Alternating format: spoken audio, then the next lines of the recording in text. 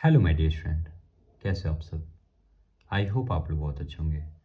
बेटा आज हम इस वीडियो में क्लास 11th के फिजिक्स का एनसीईआरटी सॉल्यूशन सॉल्व करने जा रहे हैं, जो कि mechanical property of solid chapter है और question number 9.4।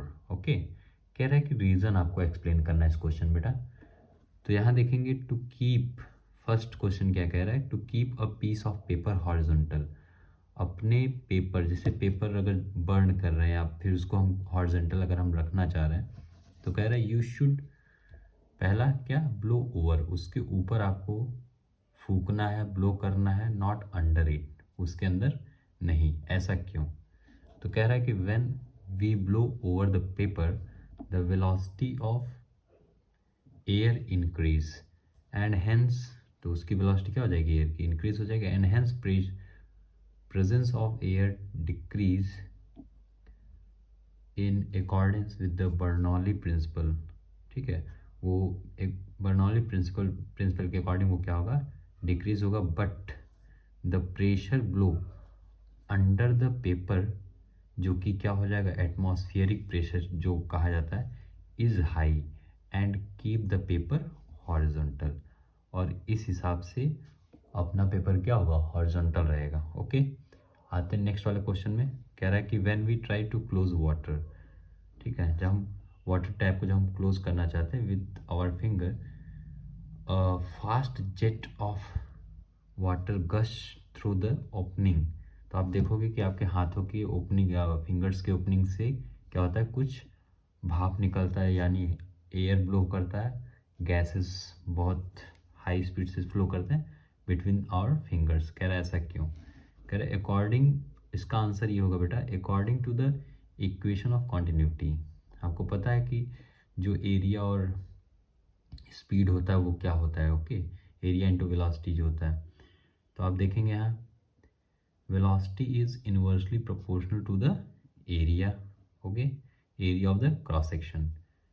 Since the area between two fingers is very small, और उस हिसाब से हमको लगता है कि वहाँ जो एरिया दो फिंगर्स के बीच में क्या है, बहुत कम है as compare to the area of water tap. Okay, तो वहाँ क्या होगा, above it hence fast jet of water, और इसी हिसाब से वहाँ जो होता है water gush out through our opening between fingers. तो इसी हिसाब से वहाँ देखते हैं स्पीड उसकी क्या हो जाती है, बढ़ जाती है।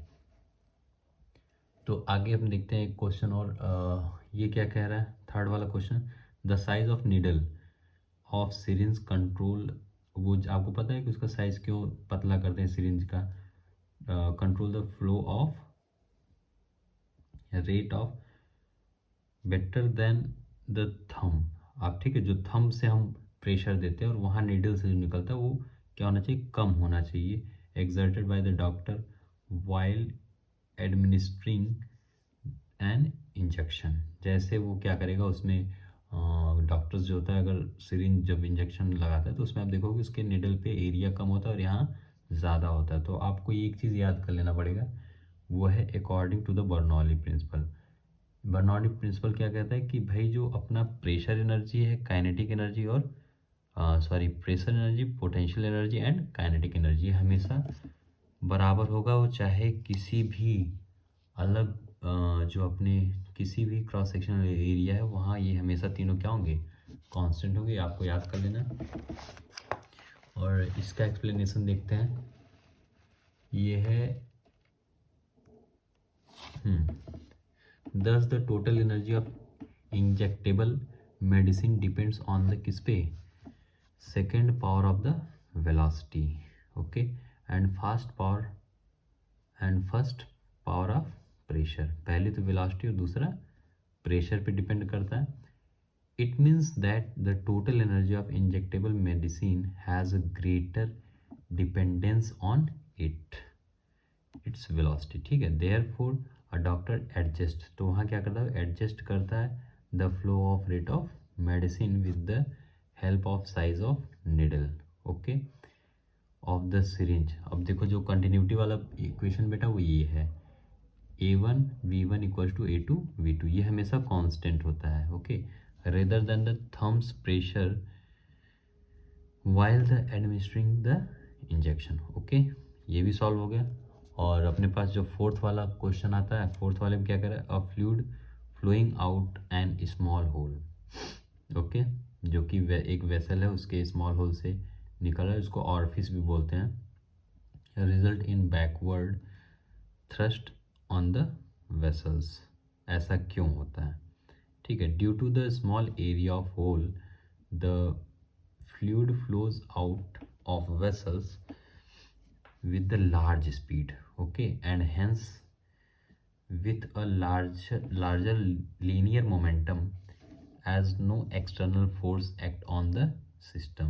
ठीक है, लीनियर मोमेंटम के अकॉर्डिंग हमको ये पता है कि उस पर कोई भी एक्सटर्नल फोर्स नहीं लग रहा है, in order to conserve the linear momentum, और उस लीनियर मोमेंटम को बचाने के साथ साथ, ठीक है, उसी के ऑर्डर में the vessels acquire to backward, उसी को कंजर्व करने के लिए बैकवर्ड मोमेंटम लगाता है, and hence the backward thrust act on the vessel, और उसी वेसल्स पे जो बैकवर्ड थ्रस्ट है वो क्या करेगा, एक्ट करेगा।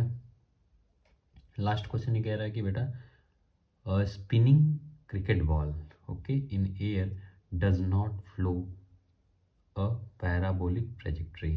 कभी भी आप देखो पैराबोलिक ट्रेजेक्ट्री जो होता है वो फ्लो नहीं करता या नहीं मूव करता, या जो ट्रेजेक्ट्री है उसको फॉलो नहीं करता।